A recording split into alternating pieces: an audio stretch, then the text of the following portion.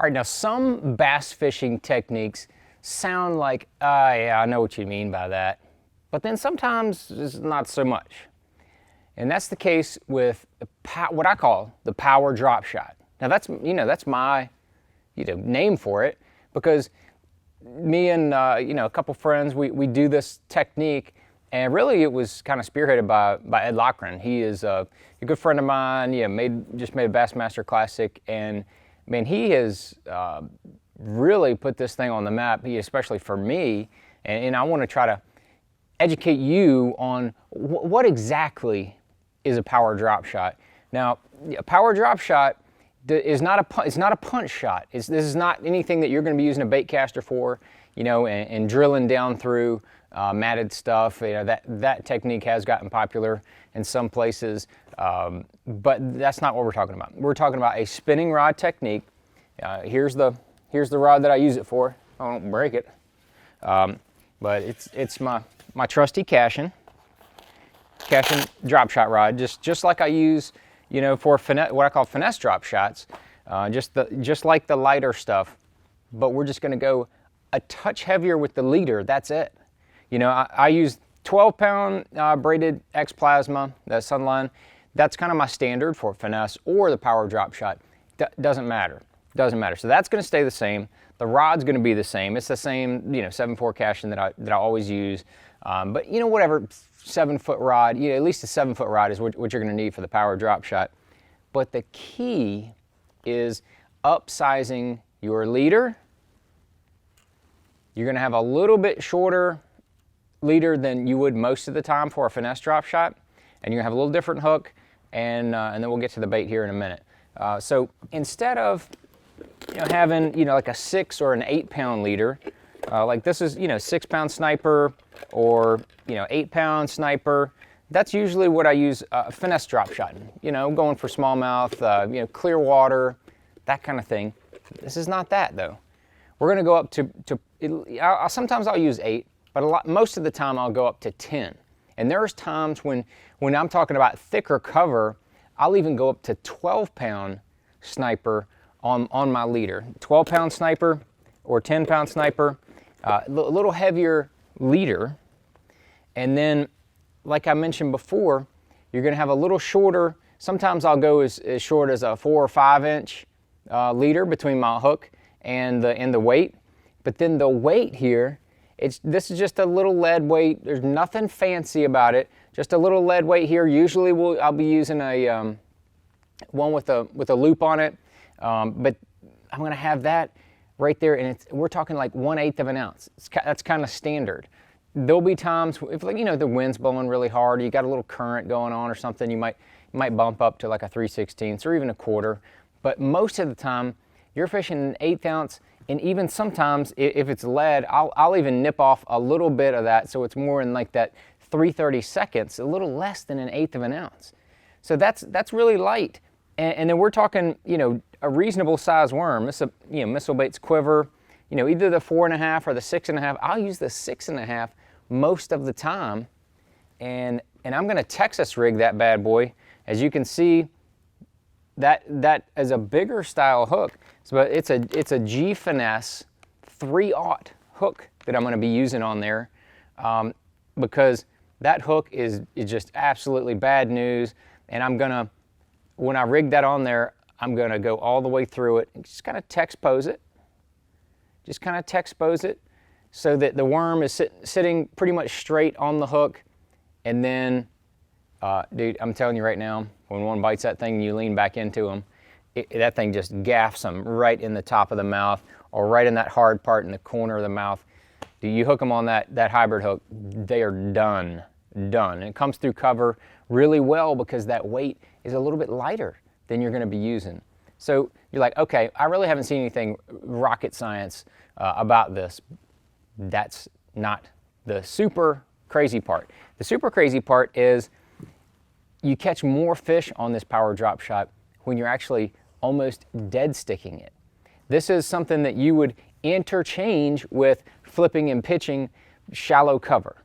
That's where you use this power drop shot. Now, you can I've caught a bunch of fish, and Ed's really opened my eyes to that. fishing it in deeper water, especially brush piles, because that lighter weight doesn't get hung up. Yes, it takes a little bit longer to get down, but you're going to throw that bait over into that brush pile. In deeper water, just let it sink all the way down, and then you're just going to ease back with it and pull it through that cover. Same thing goes with shallow, but in that shallow cover, you know exactly where that little power drop shot is. You're going to pitch it to any kind of lay down. We're talking dock poles, shallow stuff. Man, almost the shallower the better. If it's less than 5 feet of water, this power drop shot is absolutely tough on them. I mean, it is nasty. And you pitch it over about that shallow cover. You know if you got your bait there, and then you're just going to kind of leave it there. And I have to force myself to count to 5 because I just want to start working it. I want to start, moving it. There's going to be a lot of times when you pitch it over there, that bait, as it's settling to the bottom, you're going to get a bite. And that's pretty obvious, that kind of stuff. But you will catch so many more fish when you pitch it over there to that shallow cover, and your bait is right next to that dock pole, your bait is right in that lay down, right next to that stump, whatever you just threw it next to. Your bait is in the strike zone. It's in the goods, so to speak. So you're going to pitch that thing over there and then just milk it. Just let it sit. Count to 5. 1, 2. Do not move it. Don't pull your line up. Do not move the rod. 1, 2, 3, 4, 5. And then I can't tell you the number of times, dude. You pick that weight up, you reel up your slack, and all of a sudden you see your lines moving off. But that's how I fish it. You can pitch it over there. Once you count to 5, if you don't have a bite, sometimes you can just I'm telling you, just ease, just right here. This is all you're doing. You're making that worm move underwater. It looks amazing. That quiver with that big long tail, I mean, just the slightest twitch and that thing's going to be doing all kind of movement. But you don't want to move it too far. Remember, we got that light weight. You're just going to kind of move it real easy like, and then let it sit maybe for another second or two. And you can just move it real slow again. But then you're just going to reel it in and pitch it to the next piece of cover. With that power drop shot, I'm not working it all the way back to the boat.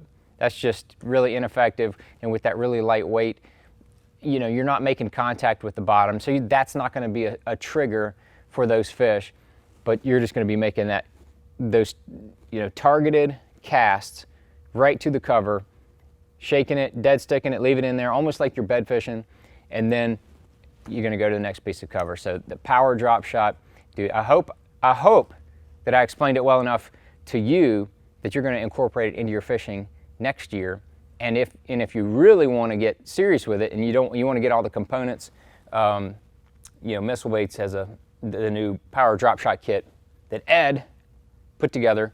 And before anybody else can ask, I will go ahead and touch on colors. I've seen, it's green pumpkin flash, those type of colors, standard. I mean, they work fantastic. GP3, especially in the summertime, when they get those bluegills running around.